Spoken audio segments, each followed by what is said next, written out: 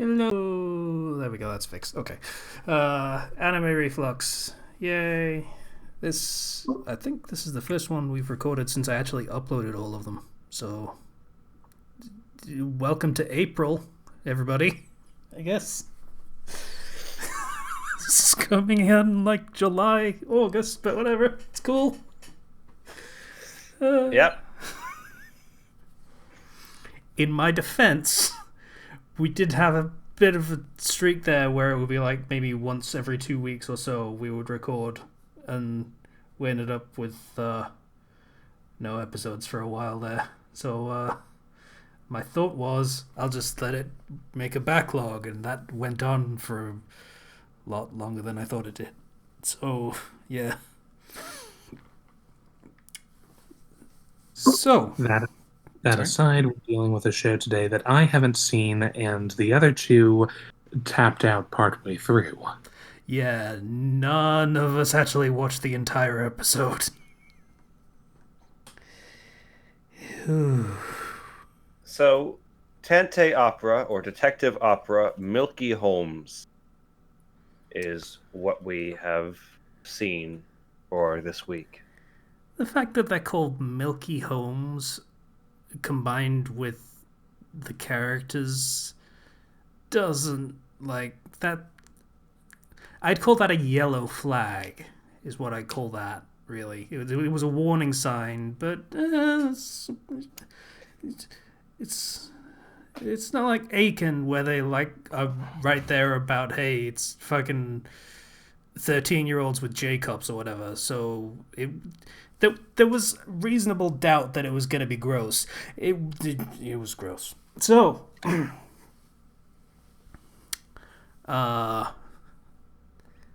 this show is set in what they call the age of detectives or something like that. And there is this special power-up that people can have called toys. Yeah? Yep. They all have these special toys, powers, and they use the toys to help them solve crimes. Or cause crimes. There is a dichotomy between detectives and phantom thieves, and if you have toys, you're either one or the other. So it starts out with a battle between the group of Milky Homes, whatever they are. I'm not entirely sure because they're 12. Fighting this group of phantom thieves, whose leader is named Arsène, and she is a big titty femme fatale. And she has a bunch of flunkies who are all pretty dudes. And the fight happens, and they all show off their toys that do various things. But Arsène escapes on a helicopter, and somehow all of the group of Milky Holmes detectives can no longer use their toys, and they are very distraught about this. It's a bold choice, I'm going to say. The rooftop is struck by lightning, and everything crashes around them. And they're like, wow, you can't believe you did that, Arsene. She's like, well, I didn't do anything yet. Yeah. And they just kind of fly away. It's a bold choice to have, like, the first episode of the show completely depower the protagonists after establishing what their powers are. Like, in the first 5 minutes. This one can control machines. This one has, like, telekinesis. And now they're gone. Yeah, they got nothing.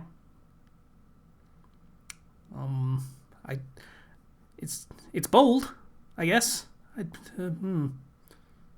Confusing, but all right. So, our protagonists don't have the superpowers that define the setting. Okay. We move on to the next day, and they're all going to school, and they're late because it's an anime that's set in a school. So they're running to get to school on time, and then one of them gets hungry, and for some reason they fall in a river. And they get to class soaked. And a month has passed, by the way, since they all lost their toy abilities. And when they get to class, there is a teacher who is one of Arsene's gang who has infiltrated the school as part of her plan, whatever it might be. Arsene is at the school. They established that in the opening credits. So, you know. Also, her real form is not a big-titted femme fatale. She is 12. That is the disguised form, I guess. I don't know if that's the real form or the disguised form. I think that's the disguised form. I don't especially care. Yeah, no, I'm just trying to be clear about that. Yeah, that's fair. But this show, like right about now, right about this scene, is where it kind of establishes where it sort of sits. And I feel like whatever choice they pick for how Arsene exists, whether it's as the little girl that turns into tits, or if it's tits that turns into a little girl, either way is kind of gross. And I feel like they would go out of their way to make it even grosser, based on what happens in this scene, where the teacher is giving a lesson on how toys work, while also filleting his own ego and talking about how pretty he is, and partially pulling open his own shirt that is not buttoned all the way up in the first place. Like, he's got a half-open shirt and also a tie over it. It looks really stupid. And oddly more lewd than just, like, a regular open shirt. So, the girls show up in class. They are late. They are soaked. And immediately their classmates all start shit-talking them. And one decides to say that ever since they lost their toy abilities, they became useless lolly word for lesbians that I'm not going to repeat. In the episode, it was actually like they bleeped it out. Did you hear that? Yep, I did. I did hear that. Wow. Okay. So that was a moment that gave me pause. Yeah.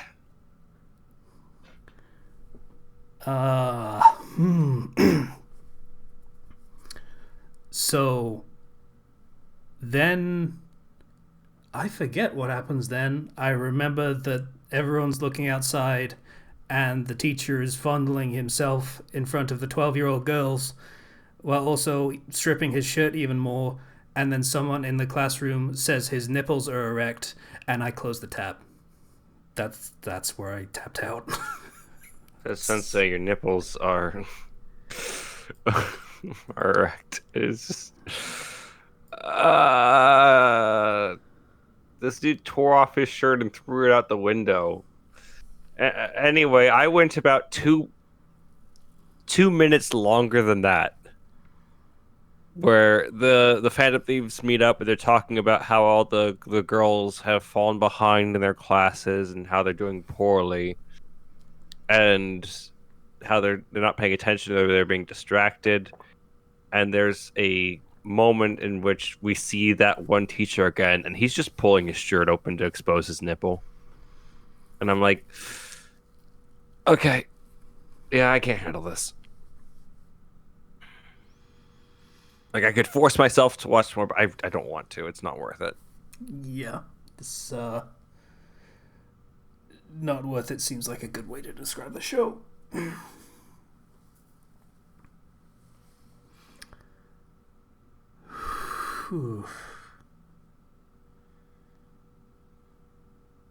So Milky Holmes has what, like 4 seasons? I know it has 2. I don't know whether it has more. We should disclose. When we were watching this, like, we weren't entirely sure whether we were watching the first episode or the last episode of the second season somehow. So I'm pretty sure it was the first episode because the place I watched it had like a full opening like screen of what toys are, and then started with the opening credits with stuff. And so I assume that was the right episode, and it's just really weird and starts very strangely, and that doesn't really change the fact that it's kind of gross in an oddly restrained way. Like, the teacher is the worst thing, but even that, like, I've seen worse than that, but somehow I still felt like I needed a shower after watching this.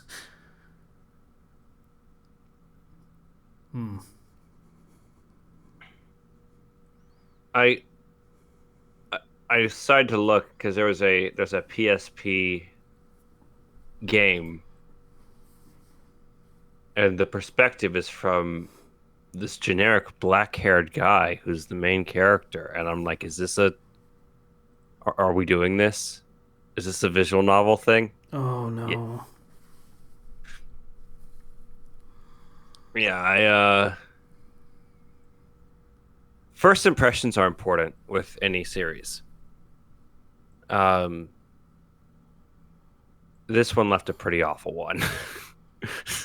And I don't care if somehow it's like, no, but it's not that bad. It gets better. I don't care. This is one of those things where it's just like, let's move on. Yeah, it's like, I'm trying to think of who this show would be for, and I don't have especially palatable answers to that question.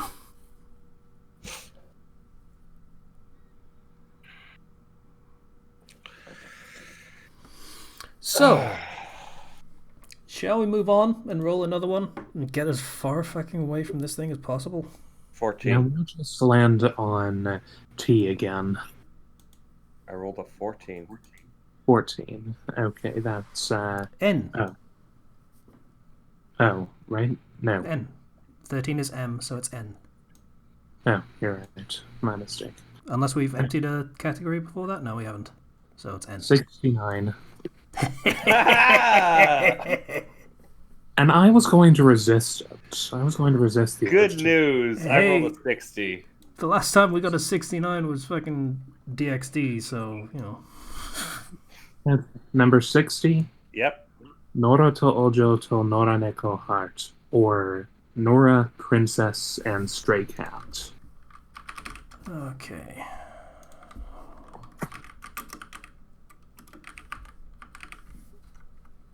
Oh. There we go. I found it. Yay. Nora, Princess, and Stray Cat is a Japanese adult visual novel. Oh God. 69 No. every time. Look at the fucking artwork, dude. Every time. You know what? Fine. I'll veto this one. Thank you. Appreciate it. Good God. It's a fucking 13-year-old in stockings and garter belt. Fuck's sake. Alright, from the top. Okay. From the top, from 56, we get 18. 18. Okay. 15, 14, 15, 16. R? Ah. Pirates. 57. Please don't be 56. Please. 57. Oh, okay. The bottom one? Yep. No. What? Well, we'll see about Oh, this. Okay. What is Yeah, it? I can't see the list, so what is it? Bajo Nanana no Maizokin, or Nanana's buried treasure. Okay, I'm gonna have to find this manually because they decided to put in all of the accents on this, I presume. Okay, So you can't quick search it. Nene Island is a man-made island in the Pacific Ocean that holds everything necessary for the proper education and training of children. It was created by the Great Seven, a group of adventurers headed by Nanana Ryua Gajo as a place for the young to chase their dreams. After being disowned and exiled by his family, high school student Jugo Yama arrives on this island, happy to finally be free of his father.